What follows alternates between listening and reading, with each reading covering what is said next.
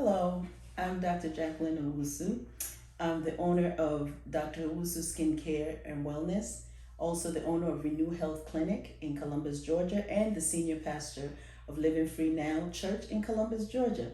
Welcome, Renew Health Warriors, to Renew Health Thursdays.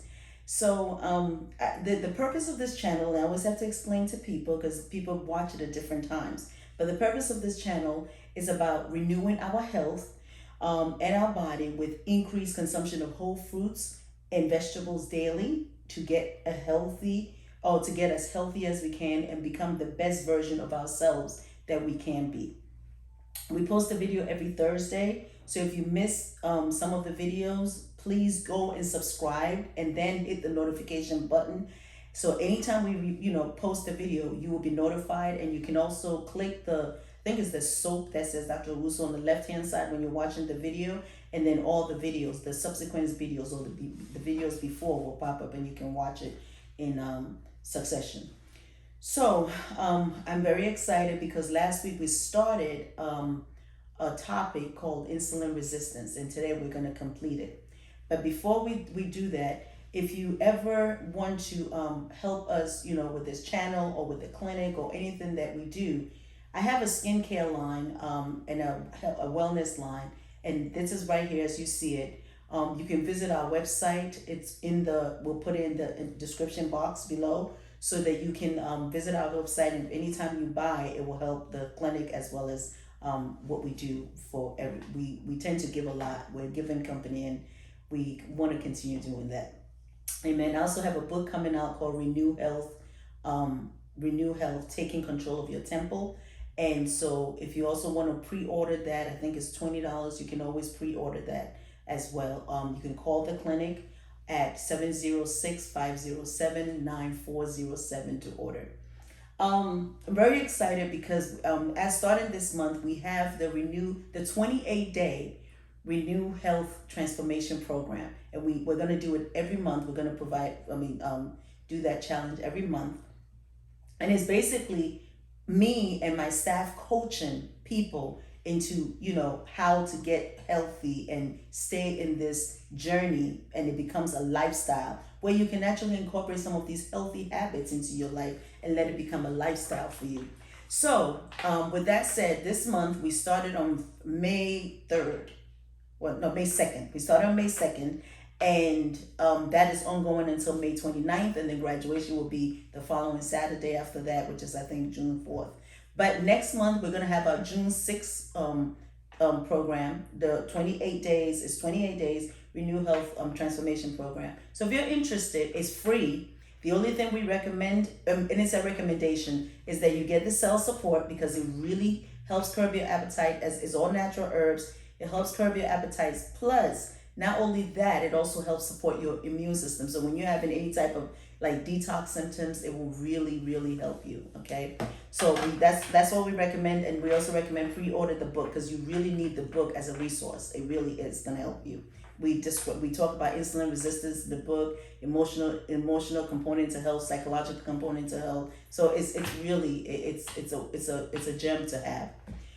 So with that said, we're going to continue what we started last week on insulin resistance.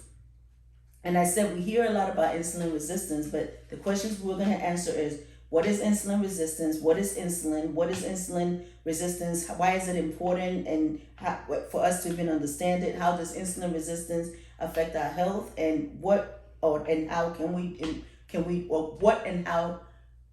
we do, and how can we improve insulin resistance? Okay, so that's where we ended off last time. And now we're going to talk about how we can improve our insulin resistance, because we can. We can. So we left the question, which is, how do we solve this problem of insulin resistance? And how do we get the insulin down and the glucose down from our bloodstream and improve insulin resistance? So basically, when you're improving insulin resistance, you become insulin sensitive. Okay? So one of the first things is a low-fat diet, because last week we talked about if you eat a lot of fats, or you have a lot of fat, dietary fat in your system or in your foods that you eat, those cells over time, okay, not just one time, but over time, those cells accumulate inside the cell, and it's called intracellular fat. And that intracellular fat will kind of connect to the receptor, the glycoprotein receptor that's on the surface of the cell, and inhibit or kind of shunt insulin, the hormone insulin, from attacking. Also, the intracellular fat will kind of give a feedback, signal to the receptor and say, hey, don't take any more fat in because I have enough fat. You understand? So having fat in kind of like causes like a resistance, right, to the insulin binding to the receptor, so that when the insulin binds to the receptor, then it kind of like with the passive diffusion, the glucose, which is elevated in the bloodstream because you ate a lot of some glucose meal or some carbohydrate meal, then that glucose that is not accumulated in the bloodstream, right, will now be diffusely go into the cell. So the cell can be able to use several processes like the Krebs cycle and other processes to generate energy, which is ATP, which the cell use. So remember I talked about the difference between food energy and cell energy, okay? So if you eat a carbohydrate meal, it turns to food energy, which is glucose. And if you eat, and the cell will take that food energy, which is the glucose, and then turn it into a series of processes, complicated processes in biochemistry called Krebs cycle and other cycles, and turn it into ATP, which is an energy that the cell can use. Okay, so the first thing is, there's several things, but one of the things that I'm going to talk about is low-fat diet, okay, fasting. I'm even going to talk about the famous keto and Atkins diet that people talk about, low-carb diet that people talk about, but I'm going to start with the low-fat diet. So 4 things. There's several things, but 4 things. Low-fat diet,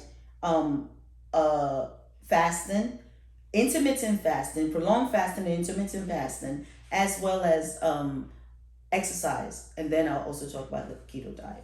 Okay, so low-fat diet, and I put some notes down. So if you see me looking at my notes, it's because I'm trying to make sure I don't miss anything, not because I don't know the topic. Sorry. So low-fat diet is a diet that is low in fats. Okay, meaning that if you focus on whole foods, like whole food vegetables and fruits, right, and grains and legumes, you are going to actually, and not concentrate on adding a lot of oils and or eating a lot of meats or animal flesh and cheeses and stuff like that, or fried foods and things like that. You are going to eat predominantly a low-fat diet. So a low-fat diet, or low-fat whole food plant-based diet, which is a diet high in whole fruits, vegetables, grains, legumes, nuts, and seeds, is an eating plan that is complete in itself. It's whole. You're eating stuff that you see in nature, and even if you're cooking it, you want to eat. I really promote eating as raw as possible. So basically, if you get a fruit, wash it and eat it. That's raw. That's when you hear of raw eating or raw foods. That's what it is. You are eating basically the thing that you found in nature.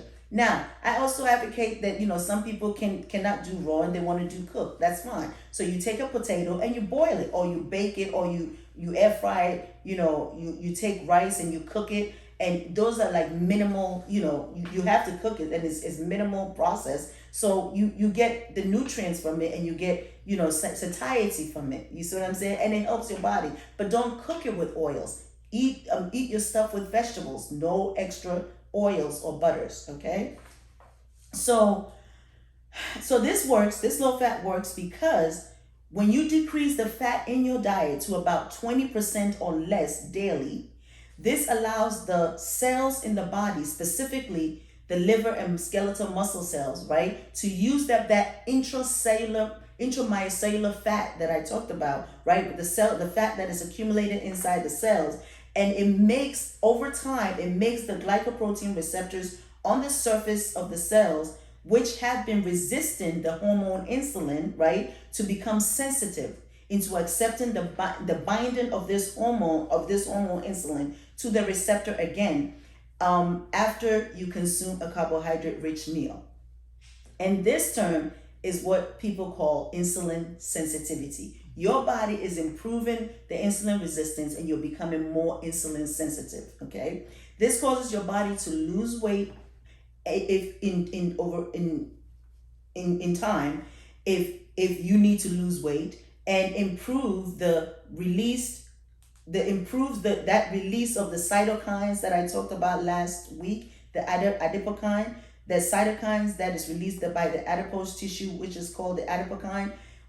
It decreases its secretion, right, which is causing damage to our system overall. So there is I know there's a misconception going around that carbohydrates are bad for you. Carbohydrates are not bad for you, but carbohydrates are not all equal. It is important to know that not all carbohydrates are created equal. There are simple carbohydrates, right, which are even good, like fruits, right, because it has the fiber. So there are simple carbohydrates and there are complex carbohydrates.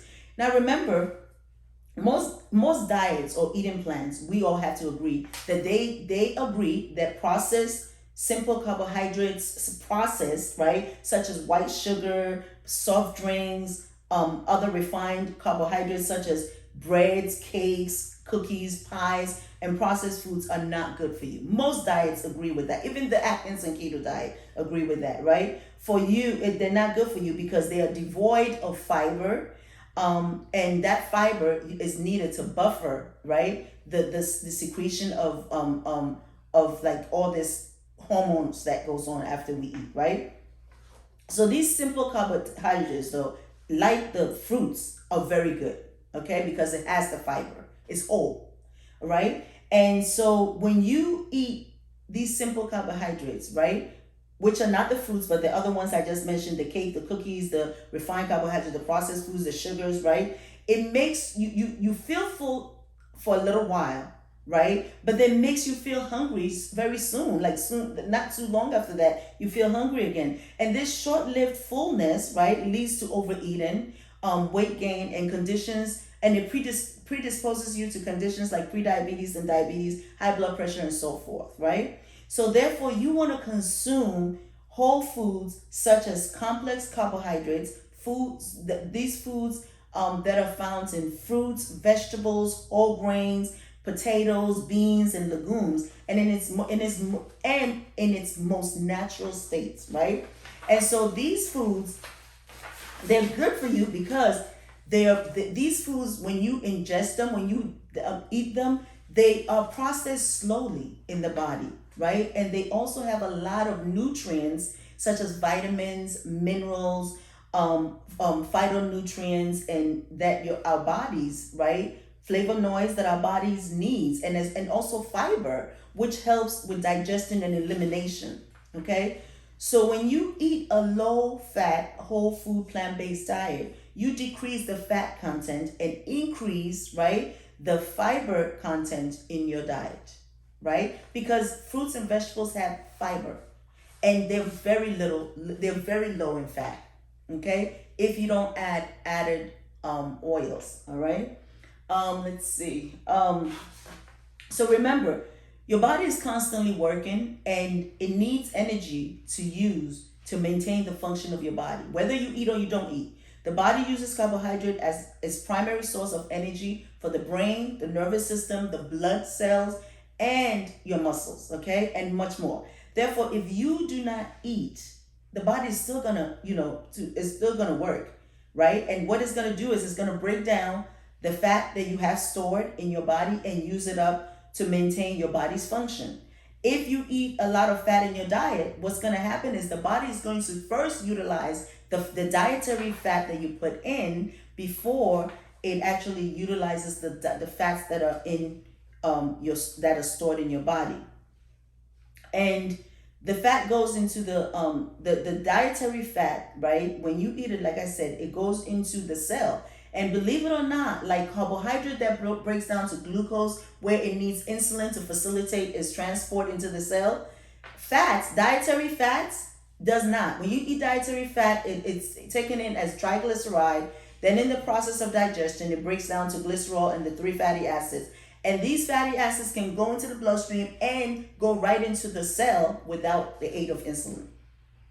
So that's why it's if you eat fats, right, and you eat carbs, the fats are gonna do its job. It's gonna like clog up your cells faster than the glucose will, because the glucose will need the insulin for the transport of it, but the fats doesn't. Okay.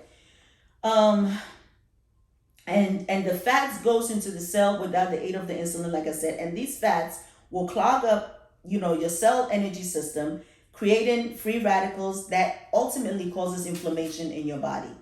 Okay, so another function of insulin is also to store fat into the cells and muscle cells. Therefore, the higher your insulin level is in the bloodstream, the more fat you can store in your body. Now, the other thing, and also if you don't eat, like I said, the body will break down the fat, but there's also some glucose that is stored in the liver called glycogen, and in the muscle cells called glycogen. And when you don't eat, like if you fast, the glycogen is going to be used up first before the body starts using up your fat cells. The fats in your stored in your fats. Okay. Fasting. Okay, so that we just talked about low fat diet. Now let's do fasting. Now, fasting is great, but not everybody can fast, right? So fasting gets the insulin down and the glucose down as well. Now, remember that people hear of fasting, they go, oh my God, I can't fast. Oh my God. But check this out, though. You fast every time you sleep. Every time you lay down and go to bed, your body is fasting. Why? Because you're not ingesting. You're not putting anything in your mouth, and your body is not in digestion mode. Your body is now processing the food, and then after it processes, right, it goes into healing mode and repair mode. So that's what your body does every night, okay? So water fasting is the absence of food and the ingestion of water for a period of time. Some people fast for a few hours, right, of the day, or sometimes fast for a day or two or a couple of days. Prolonged water fasting should be medically supervised. I don't recommend you do prolonged water fasting, okay, as a doctor, if you are not versed in this. Get medical supervision. Speak to your doctor about it. Find a doctor that's versed in prolonged fasting, so you can be able to partake in that if that's what you choose to do. Okay, it has really helped heal a lot of people's bodies of cancers and a whole lot of things. But do your research and find a versed physician or a doctor who is versed in that, so they can help you with that. Okay. Fasting for shorter periods of time during the day is what is known as intermittent fasting. I'm sure you guys have heard a lot about intermittent fasting. It's just what I said. You go to bed every night, right? And your body's fasting. Whether you like it or not, you're not eating, your body's fasting. So when the body fasts in the morning, right, we call it breaking the fast. That's what's called breakfast. So what you want to do is you want to prolong that. So let's say you get up at 8 o'clock, right? Your body has been fasting all night. You can prolong that, and the fasting is, your body is now repairing itself, it's healing itself, right? So you want to prolong that. I'm not going to go into the medical terminologies and all that, because my channel is for the layperson. So I want to be able to let you understand that you want to prolong this fast, so that whatever goodness has been going on in your body while you were sleeping can prolong. So the easiest way to do it is, if you were used to eating your breakfast at 8, push it back, push it forward to like 10, right? Start with that. Another time you can push it forward to 11. Why? Because you're allowing the body to keep repairing and healing, right? And stay in that mode for a while. While this is going on, insulin is really down, and a lot of times your glucose is down too, because you don't have anything inside you, right? Okay, but at least your insulin is down. And so when the insulin is down, guess what? You're not storing fat, right? You're not going through this whole insulin problems going on, right? Okay, then the other way you can do intermittent fasting, right? So read about it. There is, and if you want me to do a video on it, I will, but there is, the 16-8, where you fast for 16 hours, meaning from the time you went to bed or the time you ate your last meal, all the way to 16 hours later. So let's say you ate your last meal at 6 o'clock in the evening, right? Then you're going to, from 6 p.m. to 6 a.m. is 12 hours, right? And then take 4 more hours. So 7, 8, 9, 10. So 10 a.m. will be 16 hours. So you fasted all the way to 10 a.m., which is 16 hours. And then you take from 10 a.m. to 6 p.m., which is 8 hours. and you eat your meals. Okay, so intermittent fasting has nothing to do with whether you eating keto, Atkins, vegetarian, standard American diet. It has nothing to do with what you eat. It has to do with the time that you eat. So that's one way of doing intermittent fasting. The other way of doing intermittent fasting is you can say, you know what, I'm going to stop eating early, right? And then I'm going to continue. So you can say, I'll stop eating at 4, right? Or I'll stop eating at, 4 o'clock in the evening. So if you stop at 4 o'clock in the evening, then you're starting from 4 p.m. to 4 a.m., that's 12 hours. So 5, 6, 7, 8. So 8 o'clock will be your 16 hours, right? And then from 8 o'clock, so that's 16 hours of fasting. 8 a.m. you start eating. From 8 to 4, you eat your 8 hours. You see what I mean? And you can do 16 hours fasting, 8 hours eating, or you can do 18 hours fasting, 6 hours eating. It's up to you. If you're not used to doing intermittent fasting, just do 12-12. Fast for 12 hours, including the time you ate your last meal, and then eat for the other 12 hours. Just start with that until your body starts getting used to it, okay? Prolonged water fasting or even juice fast, those are things that you really want a coach to help you go through it, but it's very healing, okay? The water fast, the intermittent fast, as well as the juice fast and the fruit fast, all is it heals your body. They're different types, they're different way, different stages of healing. Each one, so I would say that the most healing you will get in your body will be the water fast, okay? But you need supervision with that, okay? And if you have any questions, you can always call the clinic and we'll walk you through it free of charge. It's 706-507-9407, 706-507-9407, and that's Renew Health Clinic. Okay, so now we talked about the fast, and like I said, you want to prolong it so you can heal your body. When you fast, your insulin level goes down. The cells uses up the stored glucose in the liver and muscles and called glycogen first before it starts using up the stored fat. This allows the body to use up the stored fat, and then this also promotes weight loss and does decrease in the secretion of the molecule adipokine, which attaches to the glycoprotein receptors, and it decreases inflammation and improves insulin resistance. The exercise is another thing that can be done. A healthy diet and regular exercise is very important in helping to improve insulin resistance and decrease your weight and keep your weight in control by burning fat from muscle cells, right? Exercise also increases your muscle mass, and so it burns more calories while you sleep, okay? So the keto diet. The keto diet eliminates refined carbohydrates, which is good, but it increases the consumption of large amounts of animal protein and fats, which stresses the kidneys, okay? And it is hard on the body.